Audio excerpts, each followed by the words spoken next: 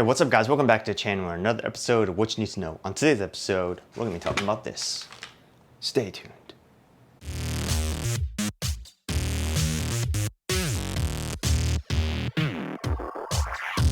Alright you guys, so this is a Milwaukee M18 FUEL framing nailer. This one is model number 2744-20. So this one uses 20 to 22 degrees framing nails.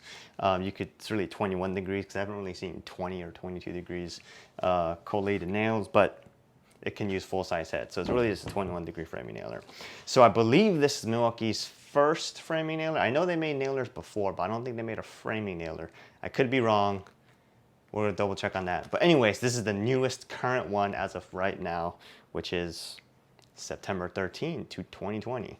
So this, I'm gonna tell you, when I first picked it up, I thought, wow. And I didn't mean, wow, it looks cool and awesome. I mean, wow, this thing is heavy. This is roughly around 9.4 pounds without the battery. So if you do run it, if you are gonna run it, I think they recommend you run like 5.0, but I would definitely go with maybe a 2.0 or even a CP 3.0 because it is pretty heavy. This thing is not light. If you're used to pneumatic framing nailers, you're gonna pick this thing up and you're gonna think, no way, son, I am not using that. It's just too heavy. Anyways, why do I have this? So the reason I have this is because this, the one I used to use, no longer works, all right? Battery's not in it. But the flywheel keeps spinning and it just doesn't fire. And that's after 2 warranty attempts. So we said, hey, not dealing with this much anymore.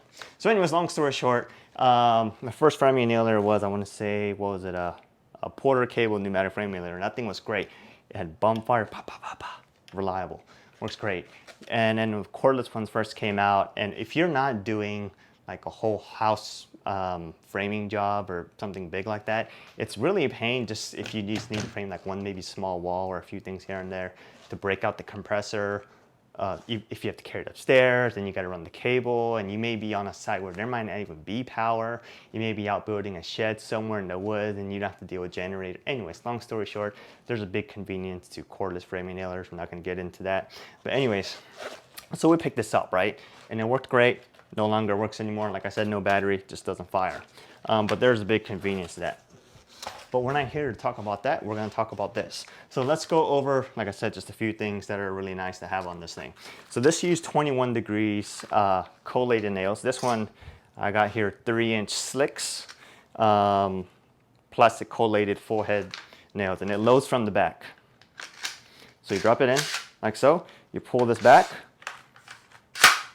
Good to go. All right. And so this one right here has two ways to really hang it. You got a belt hook here. It looks like you can't really switch it. Doesn't like you can switch it, but you have a belt hook here. So if you're just like doing something, put it on your belt.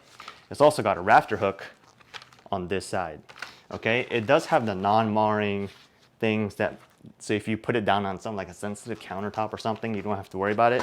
So if you put it down on its side, on both sides, it's got the non-marring skid pads. That's great. Okay, the depth adjustment here is metal knurled, a metal adjustment with a, looks like a C-clip and a threaded rod. And it's very nice with this one, especially because it sticks out and it's knurled. So even with gloves on or even with leather gloves on, you can easily adjust the depth here. The nose on here, I guess you call it, it's not as aggressive as I would like. Like coming from the DeWalt nailer, this nose I think could be a lot more rougher or aggressive, especially if you're doing a framing job. I think for maybe a finish nailer, you probably don't want something all that rough. On a framing job, I would like to see it just a little bit more rough. I know. Let's see what else we got to talk about. It's got an Allen key here that you can take it off here. So if you do get a jam nail, you really got to remove these two here and the whole thing pulls open. So the one that it comes with here, if you buy it without the optional accessories, you can really fit almost 2 of these plastic collated nails here. They do have an extended capacity magazine, but I didn't opt for that since I don't really need that, I guess so to say. Anyways, like I said, it works great, and I've had a chance to use it on 2 jobs, bathroom remodel and a porch remodel. We're doing some framing, and I'm gonna tell you right now, if it's 9.4 pounds, you do not wanna be like this, okay? This is very difficult. If I'm doing something like this overhead, I'm definitely gonna bust out the pneumatic if it's a big job.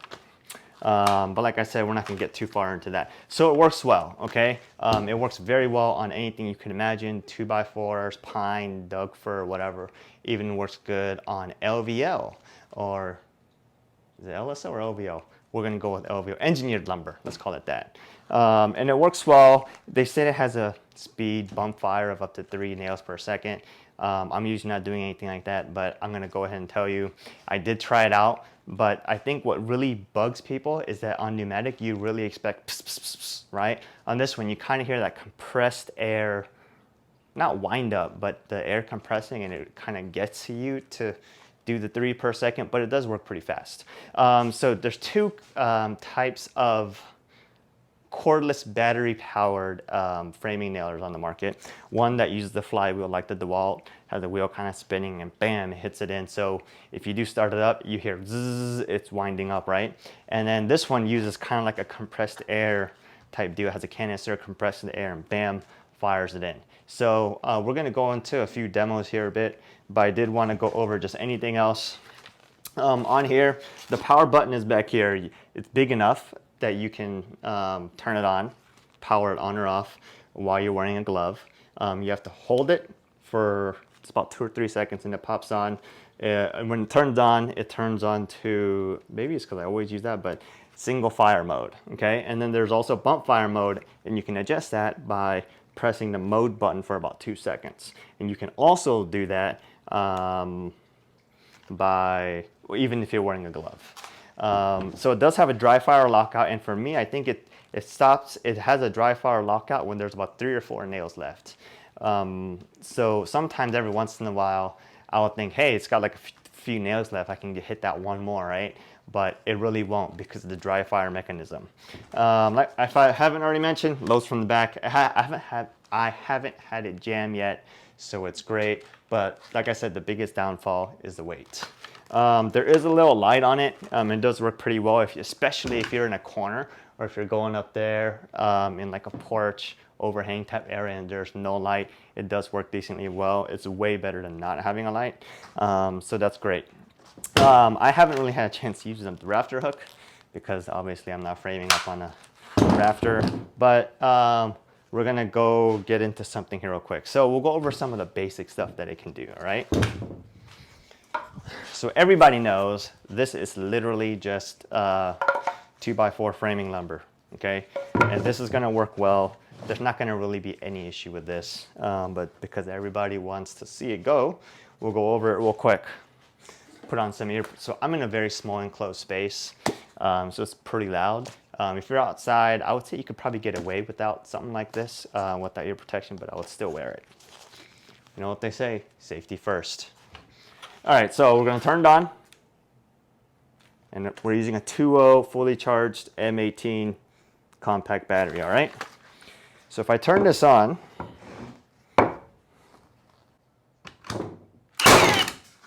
you hear it wind in? Here, let me sink it in some more. Not sure how much it's gonna come up, but let me go adjust the camera real quick. All right, you guys, so we're here back with the camera. Single fire mode, right? Just as you would expect. Look at that, it sinks it all the way in there. I'm gonna see if I can move it up for you. Sinks it all the way in. All right, so I'll hit it on bump fire mode for you by turning this, hold this mode button here, about a second, and you get the bump fire mode. Watch.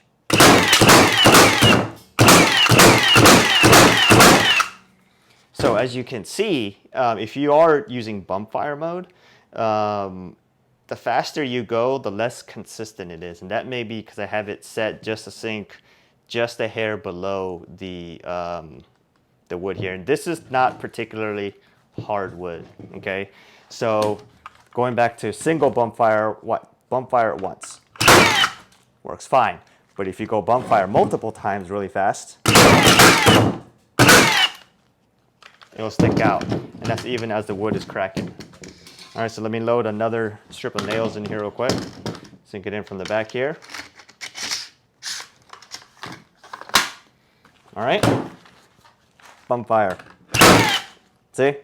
So make sure you keep that in mind. I don't have this problem when I was using a pneumatic nailer, so there's that.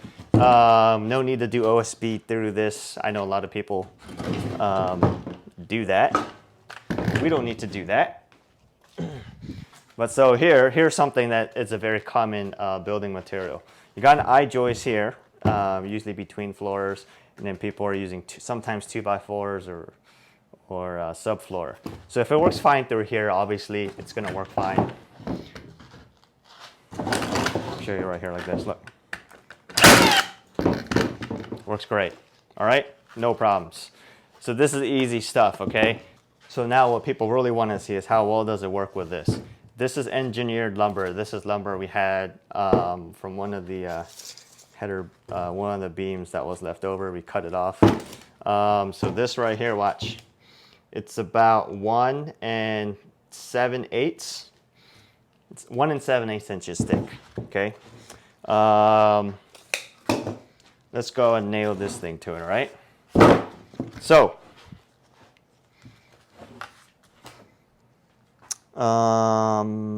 Yeah, we'll be fine.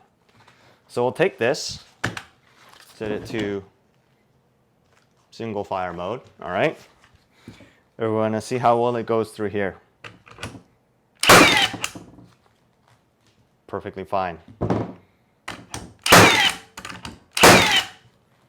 Okay. Let's try bump fire mode, all right?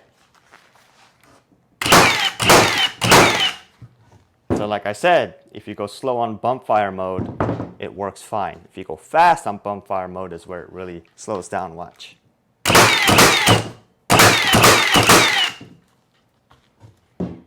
All right, so if you do bump fire, make sure you go at a steady pace because it cannot technically keep up with a pneumatic. All right, so if you want to see how much can it really get through on the side here, I'm going to try to see how much it'll sink all the way through here. Watch. Here we go. Change it to single fire. See? It's able to sink it all the way in. So here, let's see if we can get this to go through and sink here. All right? This shouldn't be a problem.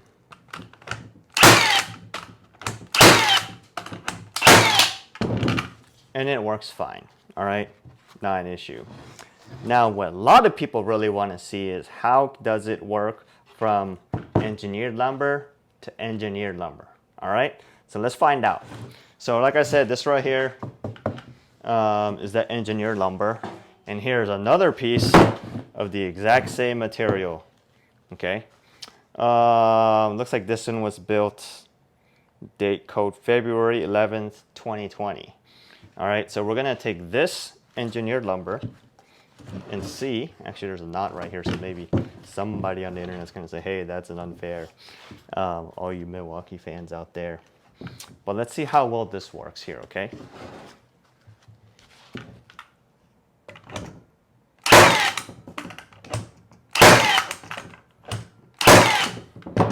So from engineered lumber to engineered lumber, no problem.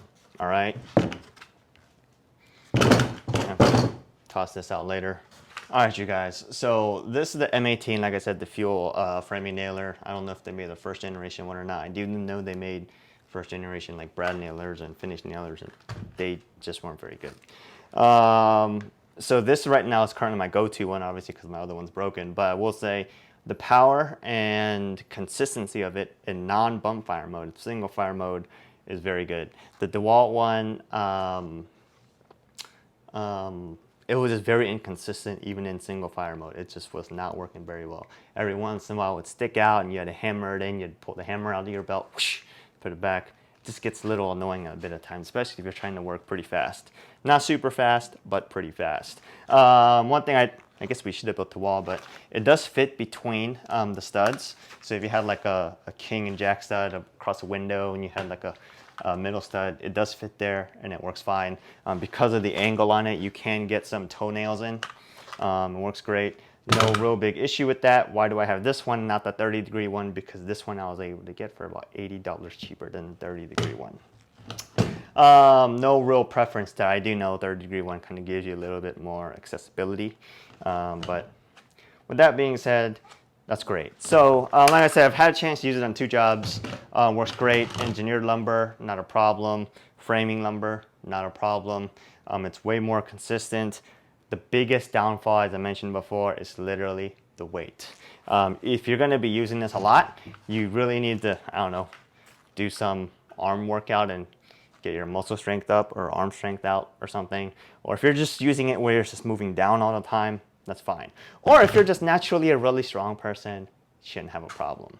But 10 pounds with the battery is not something that you want to be using all the time. Speaking of battery life, so with the 2.0 battery life, I was able to get, I want to say, somewhere around 250-ish nails. And that's just me using it on a regular basis on the job. I think on, I don't know what the 5.0, if you get a 5.0, you could probably get at least 2 times that. Maybe even closer to 700s, I would say, especially because you got extra cells in there. Anyways, long story short, I'm just saying I got roughly around 250 with this, and I was able to cycle through multiple batteries, or multiple clips of nails. I did have some ring shank nails, but I don't have any with me, so we use slicks today. But with the ring shank nails, there was no, I didn't see any slowdown or performance degradation, meaning inconsistencies or whatnot using ring shank nails. The performance was the same.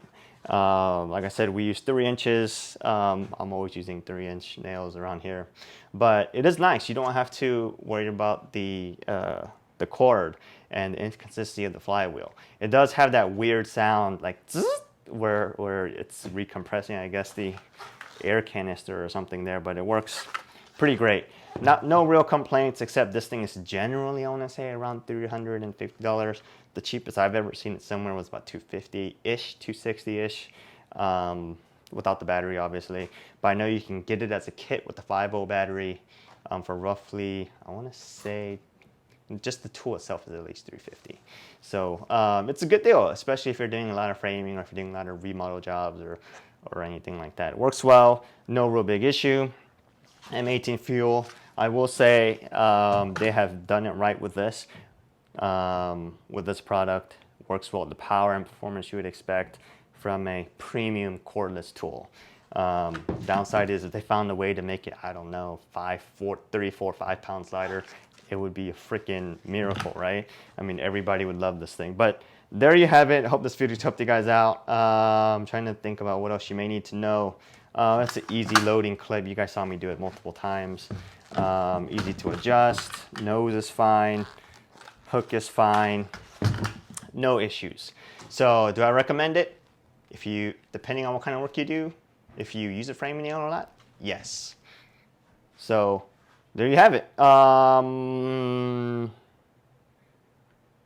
know what to tell you, but I hope this video helped you guys out, and I will see you guys next time.